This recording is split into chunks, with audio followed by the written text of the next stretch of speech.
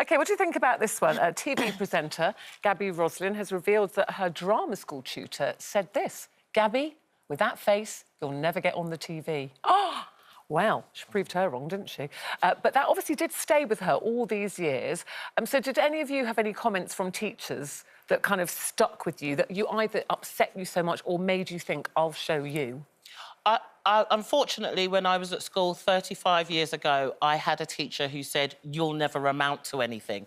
I don't know where that... You know, most of my teachers were lovely, let me just say that. I have total respect for the teachers, but this one teacher just didn't like me, they just couldn't, you know... They couldn't express how much they hated me, and they said that I will never amount to anything. And it was down to me. I thought to myself, you're not going to pigeonhole me, you're not going to stereotype me, you're not going to push me into this bracket.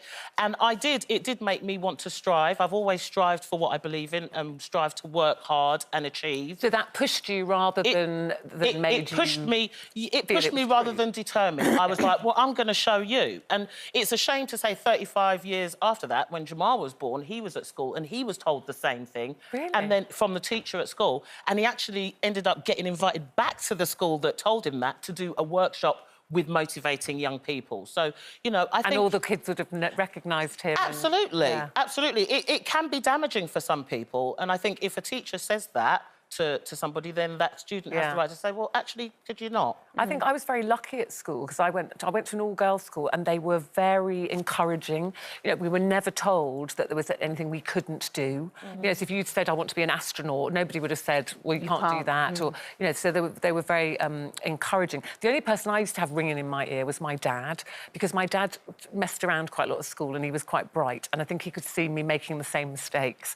And this thing he always used to say, he said, if you don't work hard at school, you're going to end up on the peanut counter at Woolworths. For those of you old enough to know, they used to do hot peanuts in Woolworths, and the girl used to, or person, would serve them. So that was always in my ear, you know, like if I didn't work hard, I'd end up, you know, at the peanut counter in Woolworths. So it was my dad, really. I think it was difficult for mine and my sisters and my brother's teachers, because we were all, I hate to harp on about it, but we were all singing and you know what I mean.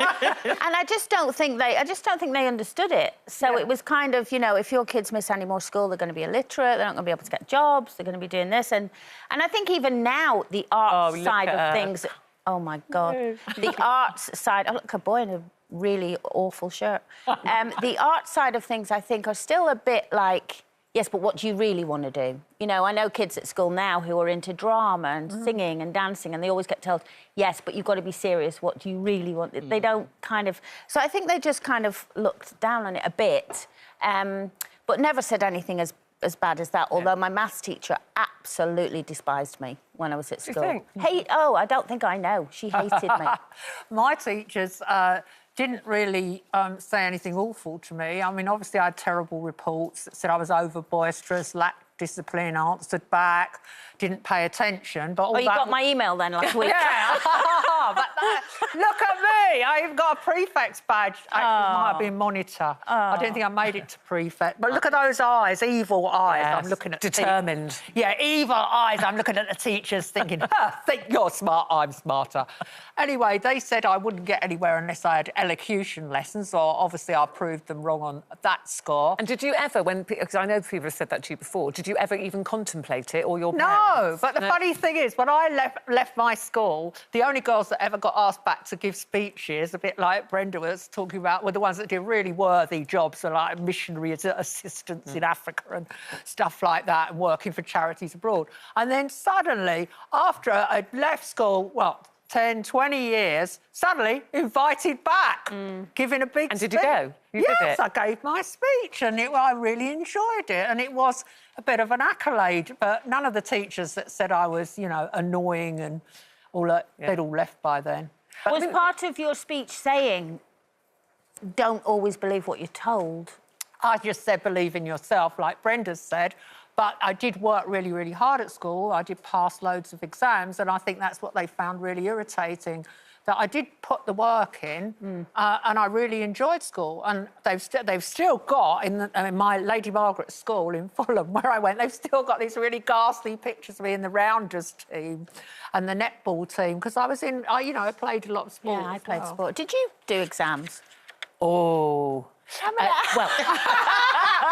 I did Ruth, do- what I did do qualifications exams. have you I got? did do exams. I did kind of all right in my GCSE. Yeah, come on, let's have you. Let's talk about our I GCSEs. did say, because I did... I hope Jack's not watching. I did not tell him the complete truth about my qualifications, because I didn't want him to think, well, you've done all right, Mum. So he thinks I've got quite a lot of O-levels and A-levels. I just said... Ruth is admitting a fib. Because I didn't want him to think that, you know, they weren't important. So I haven't got quite as many as he believes I have, but I've got a few. How many? Not telling you. No. Oh, look, none. run out of time. Yeah. Because we've got to go to the break now.